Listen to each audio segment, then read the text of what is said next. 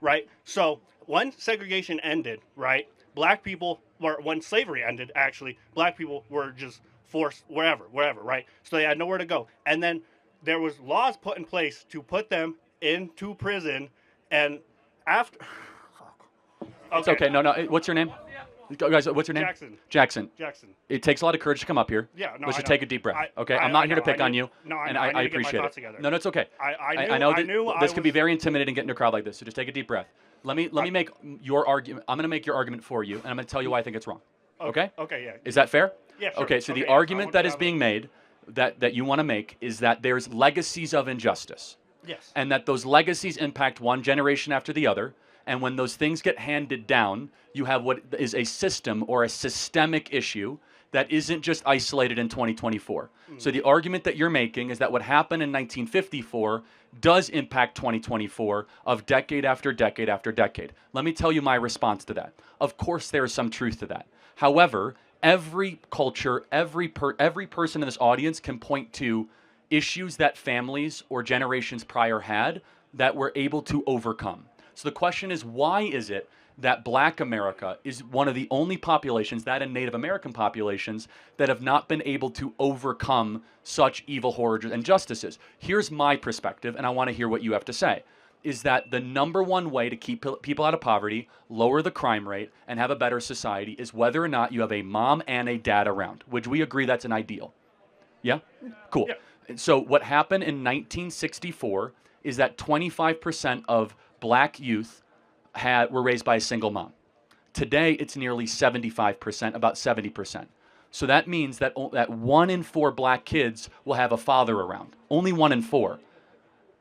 That's the number one issue happening in the country, and it's not because of systemic racism. I'd like to hear what you have to say about that. Okay.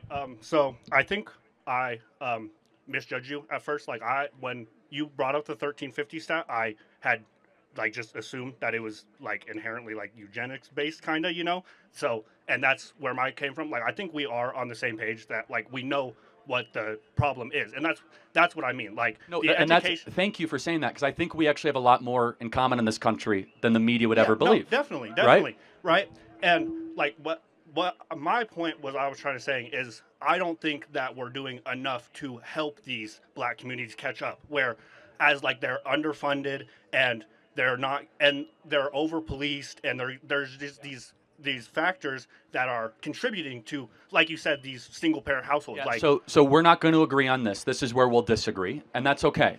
I have more of a view of Thomas Sowell on this, where he believes it's far more about culture, values, and worldview than stuff and over policing. I believe there's not enough police in black neighborhoods. You're going to disagree with that. Let's not even get into it, okay? But I think we can ask a question, and I want your opinion. Why is it that the single motherhood rate in black America went from 25% to 75% over 50 years, where America did become less racist?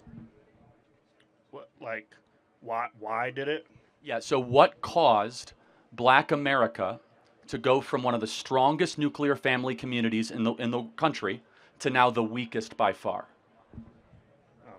I can't answer your No, question. that's okay. No, that's great. And is, again, it's hard to get up and have these conversations. Here's my opinion.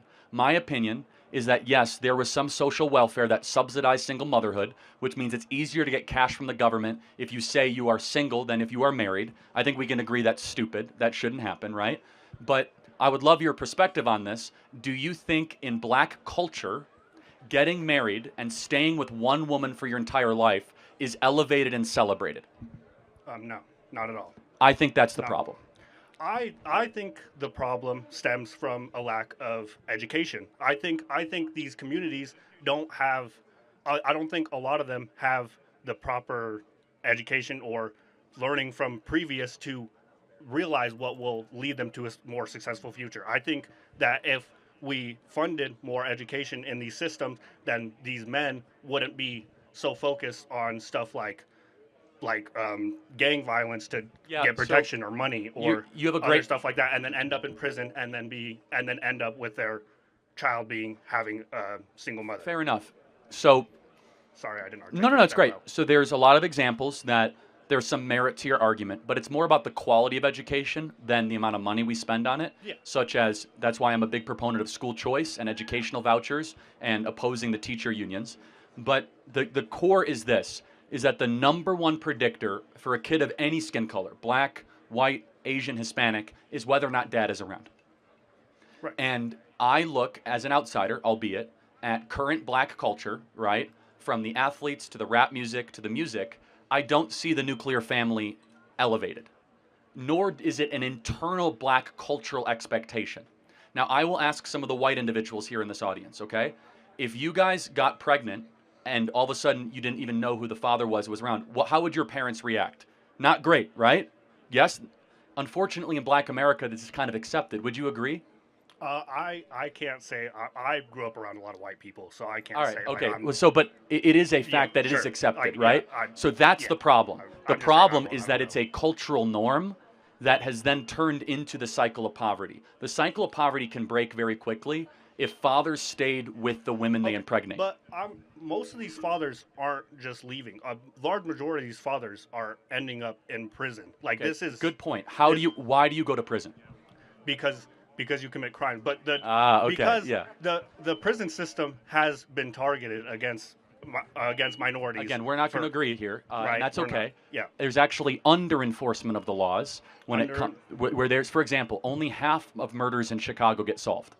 Right, but are that they mean- all black people though? Almost all of them, yeah, like 80. Well, 80 if they're not solved, how do we know that they're black people? Well, because it's a black victim in a black neighborhood by a black gang. So it's So- like you can assume at a great approximation that in the west side of Chicago, 50% of the murders in Chicago that go unsolved are all black people. not all. Dead in No, black. I said 85%. But we don't know who the perp is. But again, if you have a black victim at 2 a.m. in a black neighborhood, it's reasonable to say that it was a black on black crime. 90% of murders after 2 a.m. in Chicago are black on black crimes. I'm from Chicago. Right. I happen to know it. So- right. But so- no, but like half of all murders in Chicago are unsolved, that means half of all murderers are walking free.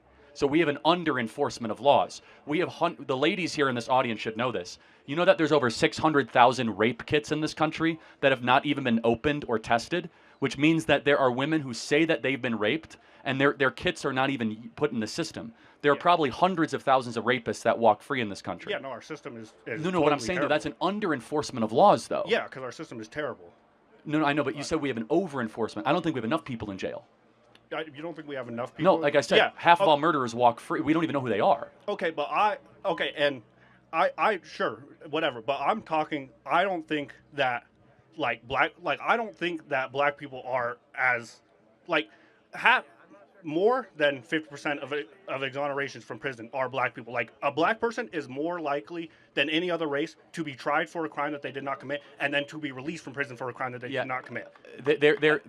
That's not totally true. Let's pretend that it is. It's because they're in front of the justice system more because of the high crime. But let's try to find some agreement. I'm talking percentages of exonerations.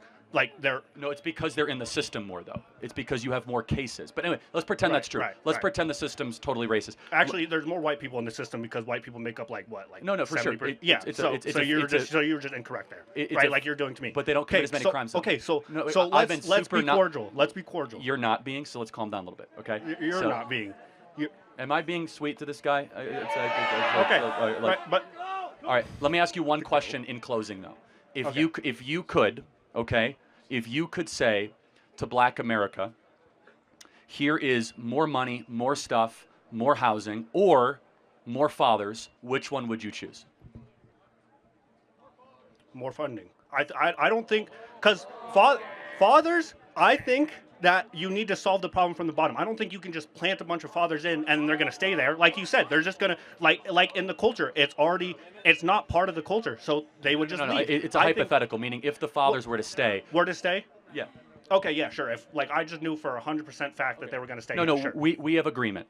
So during the BLM stuff 4 years ago, did we hear anything from the national BLM leaders or anybody about black dads staying around with women they impregnate? Did anyone mention that? No. Why? It's the fundamental issue. The fundamental issue is if you have a father around, less likely to commit crimes, more likely to graduate high school, more likely to get a job, less likely to be in poverty. How do we get there? Like, this is what I'm like. No, how do we get there? Well, the first of which is you must raise the standard of expectation both internally and externally in the black community, that we're not going to put up with men, because we're both men, fleeing the women that they impregnate. Yeah. That we will say to men that flee the women that they impregnate, you're a loser, we're not going to tolerate you, we're not going to be friends with you, that you're the scum of the earth, that if you impregnate a woman and you just run away from them. Most definitely. Do we do that right now? I don't think all men do. I think this is very common. What's the word I'm looking? I think this is very common in just masculine culture in general. Is that men won't do that too? I actually think it's the opposite of masculine culture. Like, too. I think it's not feminine. It's something else. No, just fleeing from the difficult. well, no, but I'm saying in male circles. I feel like that is something that males would praise, or at least around my age range. That's something that happens. So then I think we need to demand better. Thank you for coming up to the mic. I know it's not easy, and God bless you. Thank you so much. Have a good day, sir.